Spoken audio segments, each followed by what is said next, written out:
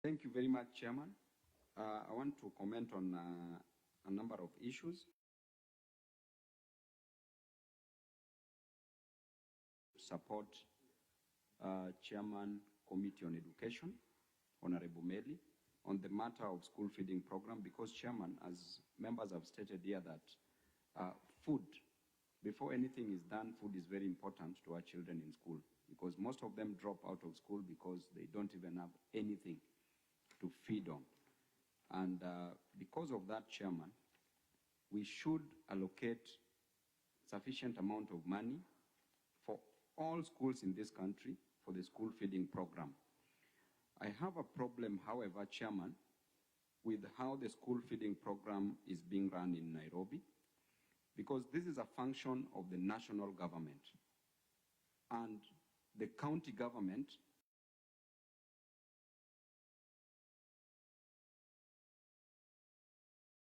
So, Chairman, you've not commented about this, Chairman Meli, that Nairobi County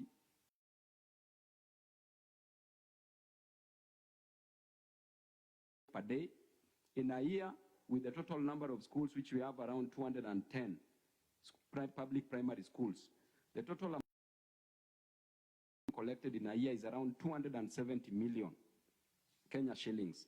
So therefore, if we are allocating money in the budget committee for the school feeding program, in addition to that, the county government is also allocating money. In addition to that, there are grants which are being given by the government of France.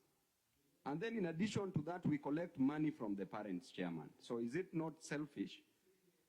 And no, CDF does not allocate money for that, but at least from the national government. So, Chairman, we need to follow some of these issues, because our parents' money, the hard-earned cash of our parents, are being defrauded by the county government of Nairobi. So you need to look into that.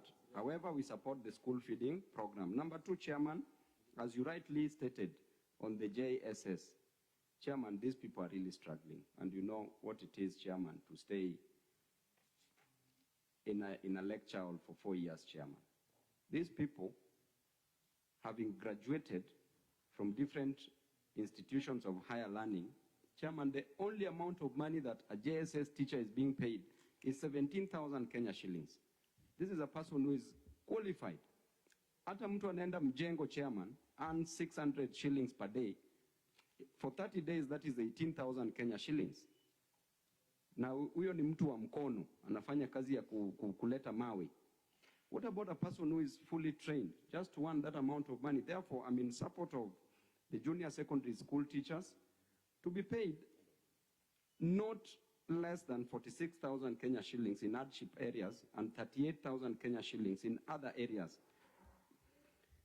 In addition to that, Chairman, there's a problem because there's discrimination, where 46,000 teachers should be employed, the JSS teachers, while we are only going for 26,000. On what criteria will we use to know the 26,000? This amounts to discrimination, which is not in the spirit of the Kenyan Constitution. Now, we have, Chairman, the issue of in promotion of human capital, matter skill, and literally nothing can happen in this country if there is no skills, Chairman, in every field, in every area. And when we look at the capitation, which is always and constantly being delayed in our universities, Chairman, it is very unfair for our children to suffer because the money for capitation has not been released.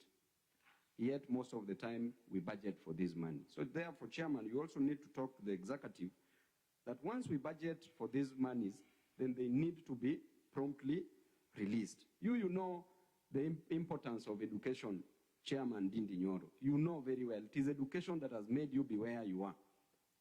And you love education. And even now you are doing 2 masters at a go, Chairman. You know what this means. Therefore, money should be released to these comrades as soon as possible.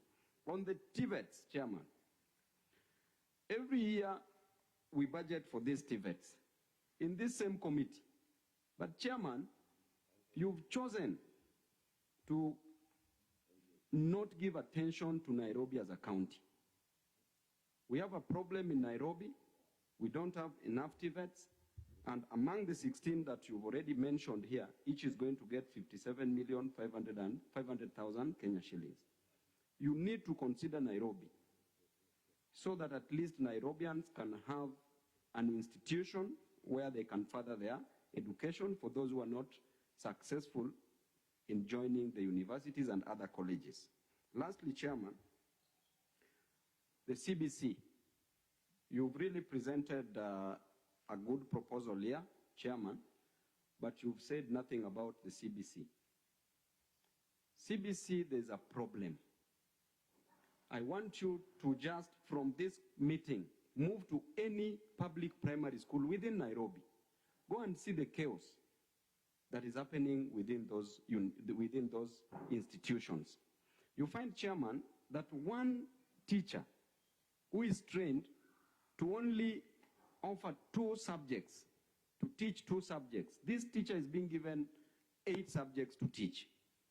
Therefore, we are wasting those children as early as now. What does this tell us? That we need sufficient human capital. We need teachers to be employed. And these teachers, their salaries should be increased as just the way you propose.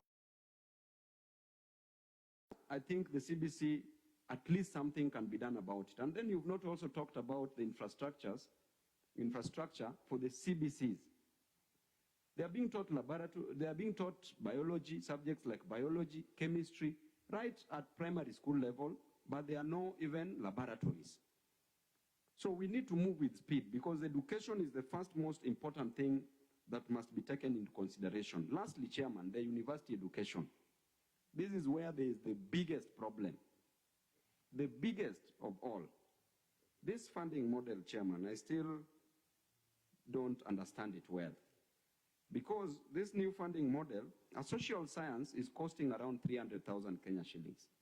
A course. For 4 years, that is around 1.2 million Kenya shillings. Kenya shillings. By 6 years, around 3.6 million Kenya shillings.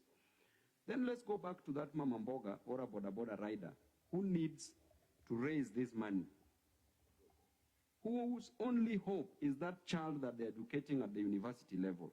That one day that child will remove them from the mud where they are staying, from different slums where they are staying. Is it possible for this Boda Boda rider to accumulate 1.2 million Kenya shillings? Meanwhile, this person has never even touched 50,000 Kenya shillings at a go, at once. So this funding model, we need to do something about it, Chairman. And being in opposition, we will still proceed to push the government to ensure that they deliver these things that we want as per the doctrine of separation of powers, checks and balances, Chairman, which was opined by a gentleman called Charles Louis de Saint-Condat Baron de Montesquieu in France in the 17th century. Thank you, Chairman. Chair, Honorable. No, the press conference is over. Let's go to. No, Chair. Let's go to. Let's on go a point to. of order. Yes. Honorable Major Dong said Babu has joined the government. Is that correct? Chairman, I'm in opposition for the record. The government cannot afford me as of now. Thank you. Let's go to Honorable Naisula Lesuda. Thank you, Chair. And thank you, Honorable Meli, Chair Education, for